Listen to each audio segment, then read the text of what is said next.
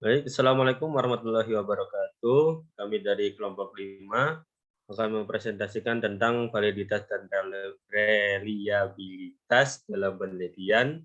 Dalam hal ini kita bermentakan 6 orang, yaitu Saudara Fatih, Saudari Nuriska, Saudari Laila, saya sendiri yaitu Akmal, kemudian Saudari Munirah, kemudian ada Saudara Kududin. Langsung saja untuk mempersingkat waktu, untuk materi yang pertama akan disampaikan oleh Saudari Nuriska Hasan Arab tentang pengertian validitas. Monggo.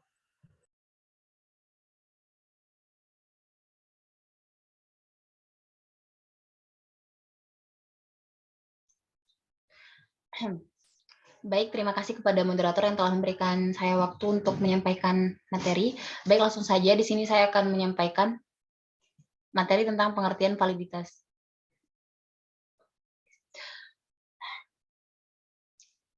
Menurut Azwar menyatakan bahwa validitas berasal dari kata validity yang mempunyai arti sejauh mana ketepatan dan kecermatan suatu instrumen pengukur tes dalam melakukan fungsi ukurnya. Suatu tes dikatakan memiliki validitas yang tinggi apabila alat tersebut menjalankan fungsi ukur secara tepat atau memberikan hasil ukur yang sesuai dengan maksud dilakukannya pengukuran tersebut. Artinya, hasil ukur dari pengukuran tersebut merupakan besaran yang mencerminkan secara tepat fakta atau keadaan sesungguhnya dari apa yang diukur. Ketepatan validitas pada suatu alat ukur tergantung pada kemampuan alat ukur tersebut. Untuk mencapai tujuan pengukuran yang dikehendaki dengan tepat, pengertian validitas juga berkaitan dengan tujuan pengukuran. Oleh karena itu, tidak ada validitas yang berlaku umum untuk semua tujuan pengukuran. Suatu alat ukur biasanya hanya merupakan ukuran yang valid untuk satu tujuan yang spesifik. Dengan demikian, anggapan valid seperti dinyatakan dalam alat ukur ini valid adalah kurang lengkap. Pernyataan valid tersebut harus diikuti dengan keterangan yang menunjuk kepada tujuan. Pengertian validitas menurut Walzier adalah tingkat kesesuaian antara suatu batasan konseptual yang diberikan dengan bantuan operasional yang telah dikembangkan. Sedangkan menurut Aritonang, validitas adalah suatu instrumen yang berkaitan dengan kemampuan instrumen itu untuk mengukur atau mengungkap karakteristik dari variabel yang dimaksudkan untuk diukur.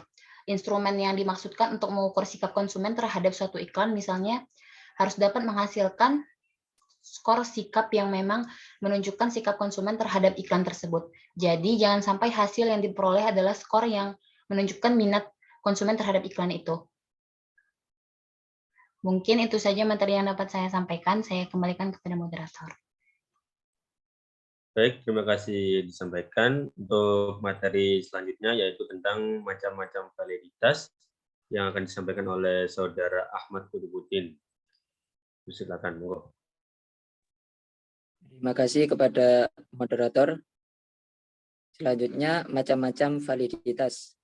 Validitas terbagi menjadi 3 macam, diantaranya konten validity atau validitas isi, merupakan validitas yang diperhitungkan melalui pengujian terhadap isi alat ukur dengan analisis rasional. Pertanyaan yang dicari jawabannya dalam validitas ini adalah sejauh mana item-item dalam suatu alat ukur mencangkup keseluruhan kawasan isi objek yang hendak diukur oleh alat ukur yang bersangkutan. Validitas ini validitas isi suatu instrumen berkaitan dengan kesesuaian antara karakteristik dari variabel yang dirumuskan pada definisi konsep dan operasionalnya. Apabila semua karakteristik variabel yang dirumuskan pada definisi konseptualnya dapat diungkapkan melalui butir-butir suatu instrumen, maka instrumen itu dinyatakan memiliki validitas isi yang baik. Tetapi hal itu mungkin tidak akan pernah tercapai karena sulitnya untuk mendefinisikan keseluruhan karakteristik itu. Selain itu, dari seluruh karakteristik yang dirumuskan pada definisi konseptual, suatu variabel seringkali terjadi kesulitan untuk mengembangkan butir-butir yang valid untuk mengungkapkan atau mengukurnya. Menurut Saifuddin Azwar, validitas isi merupakan validitas yang diestimasi lewat pengujian terhadap isi tes dengan analisis rasional atau lewat profesional judgment. Pertanyaan yang dicari jawabannya dalam validitas ini adalah sejauh mana item-item dalam tes mencakup keseluruhan kawasan ini atau dengan catatan tidak keluar dari batasan tujuan ukur. Objek yang hendak diukur atau sejauh mana isi tes mencerminkan ciri atribut yang hendak diukur.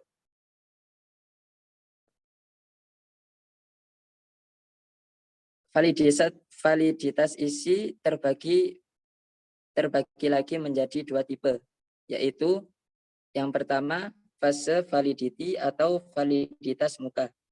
Adalah tipe validitas yang paling rendah signifikan karena hanya didasarkan pada penilaian senilitas mengenai isi alat ukur. Apabila isi alat ukur telah tampak sesuai dengan apa yang ingin diukur, maka dapat dikatakan validitas muka telah terpenuhi. Yang kedua, logical validity atau validitas logis. Disebut juga sebagai validitas sampling atau sampling validity, adalah validitas yang menunjukkan pada sejauh mana isi alat ukur merupakan representasi dari aspek yang hendak diukur. Validitas logis sangat penting dalam penyusunan prestasi dan penyusunan skala dengan memanfaatkan blueprint atau tabel spesifikasi. Mungkin itu saja, selanjutnya saya kembalikan kepada moderator. Baik, terima kasih disampaikan. Untuk materi selanjutnya, masih kelanjutan dari macam-macam validitas yang akan dilanjutkan oleh saya sendiri. Yang kedua yaitu introduction construct validity atau validitas konstruk. Untuk validitas konstruk merupakan validitas yang menunjukkan sejauh mana alat ukur mengungkap suatu trait atau konstruk teoritis yang hendak diukurnya. Pengujian validitas konstruk merupakan proses yang terus berlanjut sejalan dengan perkembangan konsep mengenai trait yang diukur. Menurut Saifuddin Azwar, validitas konstruk adalah seberapa besar derajat tes mengukur hipotesis yang dikehendaki untuk diukur. Konstruk adalah perangai yang tidak dapat diamati yang menjelaskan perilaku. Menguji validitas konstruk mencakup uji hipotesis yang dideduksi dari suatu teori yang mengajukan konstruk tersebut. Yang ketiga yaitu kriterion related validity atau validitas berdasar kriteria, yaitu merupakan validitas yang menghendaki tersedianya kriteria eksternal yang dapat dijadikan dasar pengujian skor alat ukur. Suatu kriteria adalah variabel perilaku yang akan diprediksi oleh skor alat ukur dilihat dari segi waktu untuk memperoleh skor kriterianya.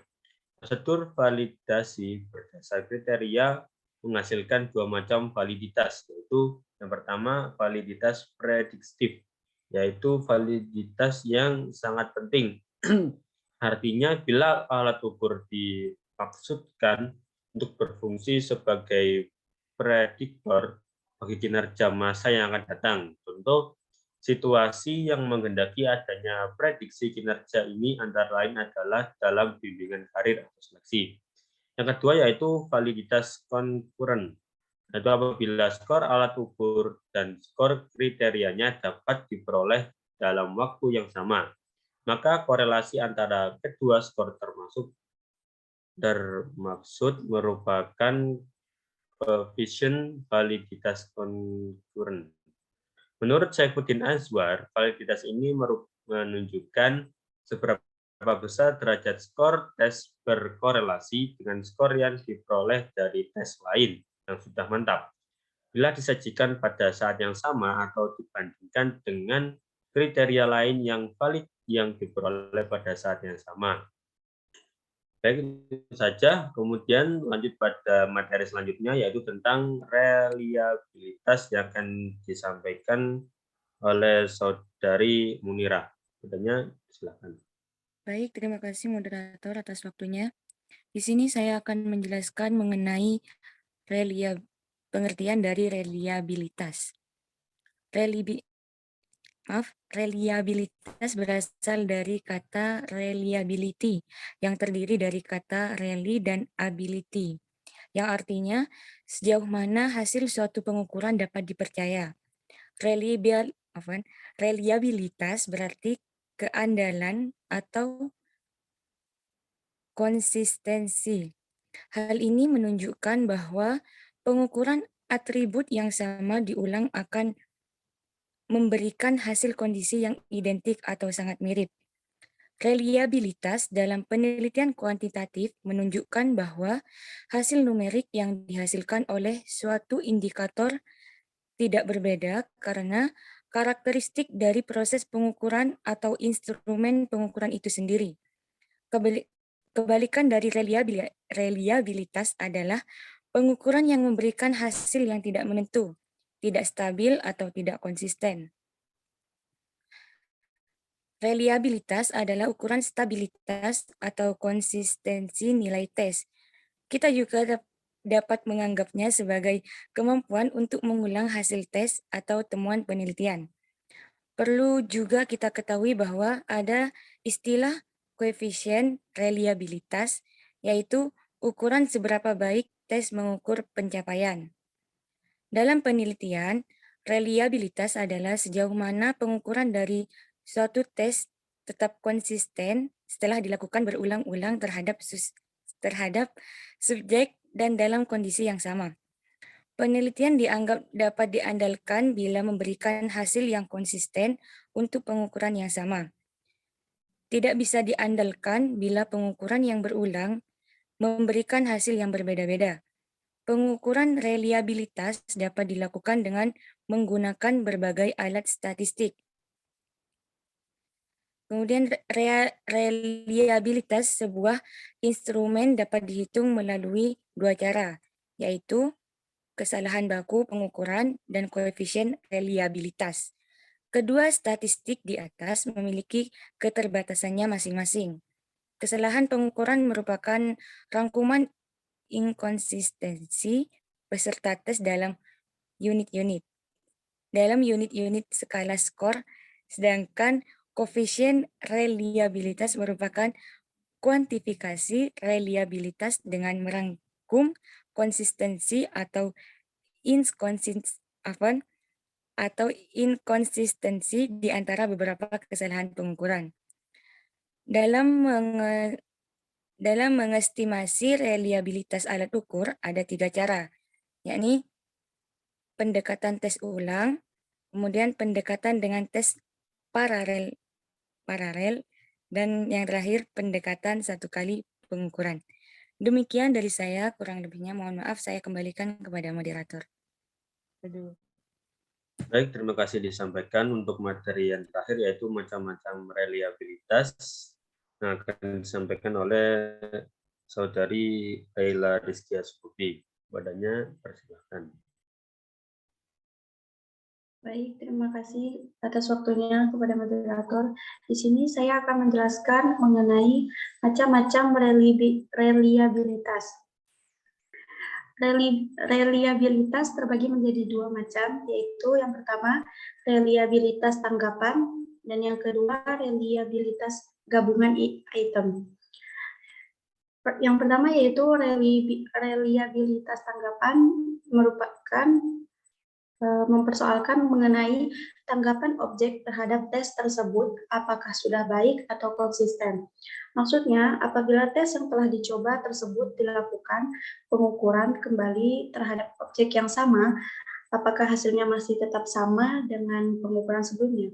Jika hasil pengukuran kedua menunjukkan ketidakkonsistenan, maka hasil pengukuran tersebut tidak menggambarkan keadaan objek yang sesungguhnya.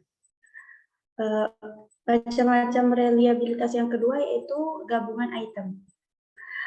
Reliabilitas ini mempersoalkan tentang konsisten antara item-item suatu tes atau instrumen.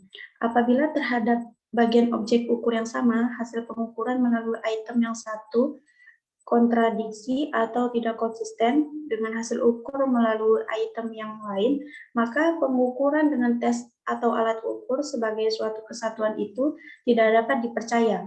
Jika terjadi hal demikian, maka kita tidak bisa menyalahkan objek ukur, melainkan alat ukur atau tes yang dipersalahkan, dengan mengatakan bahwa tes tersebut tidak reliable atau memiliki reliabilitas yang rendah. Untuk menentukan reliabilitas sebuah alat evaluasi dalam instrumen tes dikelompokkan berdasarkan jenis instrumen tersebut, yaitu tes objektif, tes uraian, dan tes afektif. Sekian penjelasan dari saya kembalikan kepada moderator. Baik, terima kasih disampaikan untuk yang presentator terakhir, yaitu Saudara Fatih Masyar Muharrami, akan melanjutkan tentang macam-macam reliabilitas tadi. Padanya persilakan. Saya terdengar.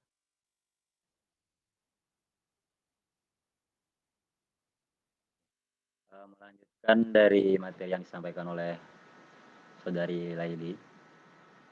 Nah, untuk mengetahui apakah suatu tes atau instrumen tersebut sudah mantap atau konsisten, maka tes atau instrumen tersebut harus diuji kepada objek ukur yang sama secara berulang-ulang. Nah, dalam hal ini ada 3 mekanisme untuk memeriksa reliabilitas tanggapan responden terhadap tes. Yaitu yang pertama, teknik tes retest, yang dimana teknik tes retest ini ialah pengetesan 2 kali dengan menggunakan suatu tes yang sama pada waktu yang berbeda. Nah, teknik yang kedua yaitu teknik belah 2. Teknik belah 2 ini ialah pengetesan atau pengukuran yang dilakukan dengan 2 kelompok item yang setara pada saat yang sama. Dan teknik yang ketiga, terakhir, yaitulah bentuk ekivalen. Ialah pengetesan yang dilakukan dengan menggunakan 2 tes yang dibuat setara, kemudian diberikan kepada responden atau objek tes dalam waktu yang bersamaan. Ya, mungkin itu saja yang dapat saya sampaikan, saya kembalikan kepada moderator. Baik, terima kasih pada semua presentator. Mungkin cukup sekian presentasi dari kami kelompok 5. Kurang lebihnya mohon maaf. Sekian. Wassalamualaikum warahmatullahi wabarakatuh. Waalaikumsalam warahmatullahi wabarakatuh.